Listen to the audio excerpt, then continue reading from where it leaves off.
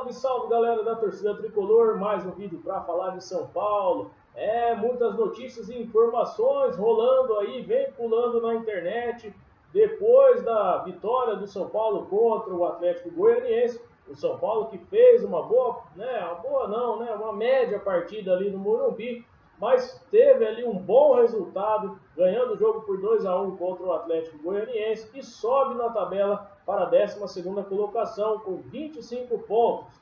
Apenas 3 pontos afastam o São Paulo da zona de rebaixamento e agora o tricolor, o tricolor paulista tem que olhar para cima e agora o São Paulo busca uma vaga na Copa Libertadores. Foi o que disse o Hernan Crespo, o nosso técnico do São Paulo, disse após a vitória na entrevista coletiva que agora o São Paulo tem que olhar jogo a jogo e olhar para uma vaga na Copa Libertadores do ano que vem, em 2022. O São Paulo também, o Crespo também foi questionado a respeito do time, da forma que o time está jogando e abre aspas aí para o Crespo, Eu vou deixar aqui a imagem para você ver. O São Paulo, retomou a vontade de ganhar, tá certo? Então, o Crespo que agora fala a respeito da situação do São Paulo, E o que será, torcida, que poderia ter tirado a vontade do São Paulo? Será que os jogadores estavam insatisfeitos com alguma coisa?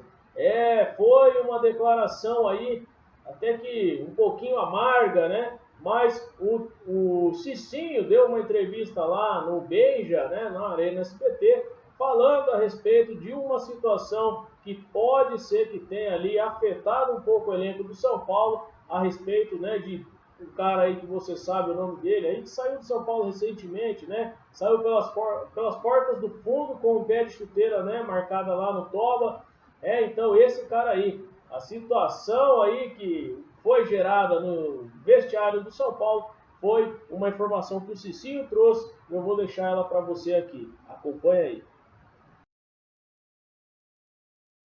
Eu tive informações lá de dentro que os jogadores estavam meio chateados com o Daniel Alves. Meio chateado com o Daniel Alves, porque veio para um líder e nunca agiu como um líder. Peraí, fala de novo, que o Edinho esquece, ele começa a falar, repete. O Daniel Alves, ele veio para ser um líder e não exerceu o papel de líder. E o elenco estava saturado com o Daniel Alves. Isso é informação. Informação. Eu não sabia disso aí, eu achava pelo contrário, viu?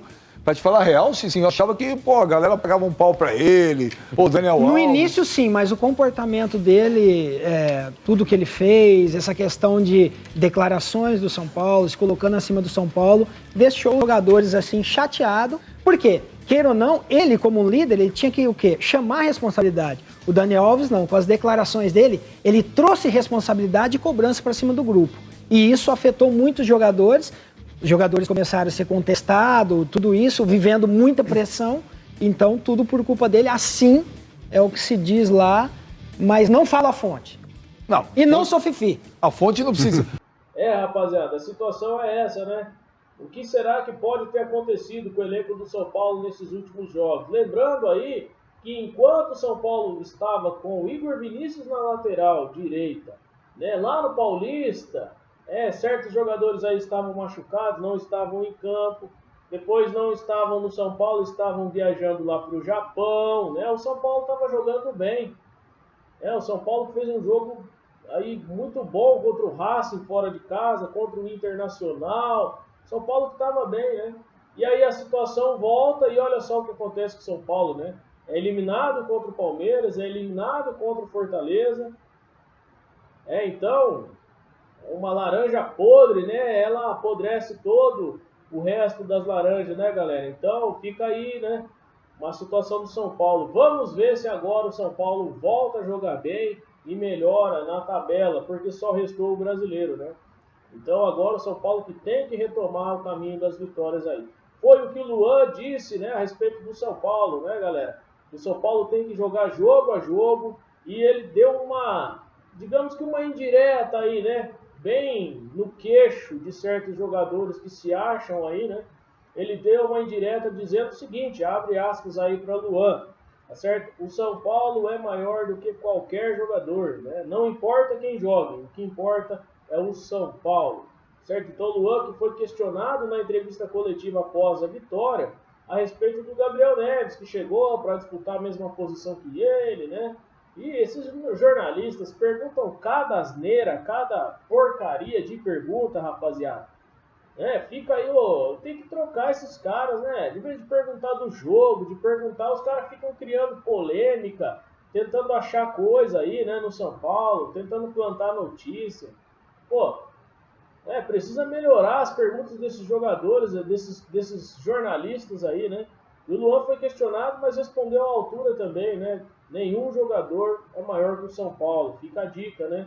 Para vocês jogadores aí que se acham maiores que os clubes. Não só acontece no São Paulo, né, rapaziada? Acontece em todos os clubes aí.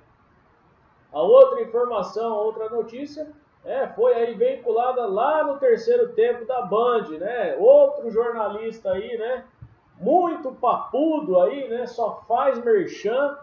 Esse cara aí falando a respeito do São Paulo. É lamentável, né, torcida? Tem que aguentar uns caras desses na mídia, cara.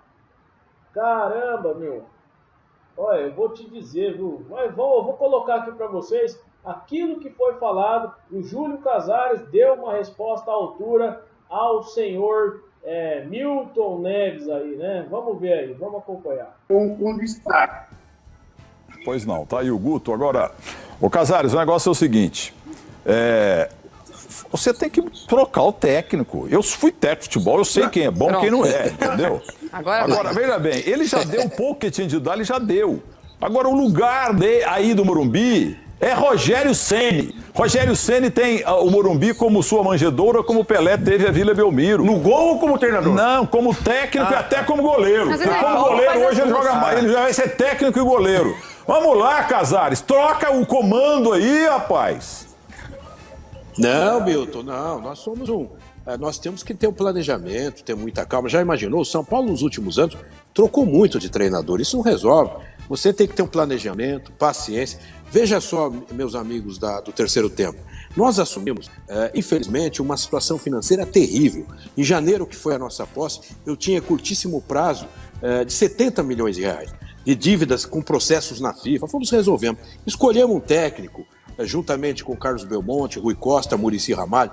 Gostamos do trabalho da comissão do Crespo. É um trabalho que você tem que ter paciência, é um planejamento. Não podemos ficar trocando de técnico. O Rogério é um grande profissional, mas o Hernan Crespo é o nosso técnico, que espero que continue mais tempo. Vejam, nós não estava no nosso radar conseguir um título, e conseguimos um título paulista que não ganhávamos há 16 anos, com todo esse cenário terrível financeiro. Temos que ter calma, vamos finalizar o ano, vamos avaliar o trabalho em período cheio. Não podemos, por causa de algumas eliminações, demitir técnico, trocar a comissão. O São Paulo já fez isso, não funciona, meu.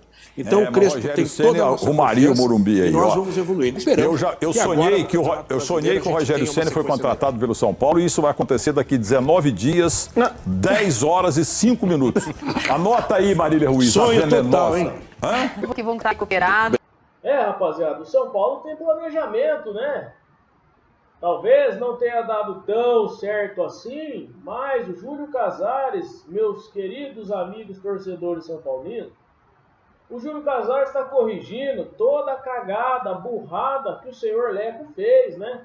A administração do Leco foi uma das piores da história no São Paulo, não só no São Paulo, eu coloco entre os times aí, os clubes brasileiros.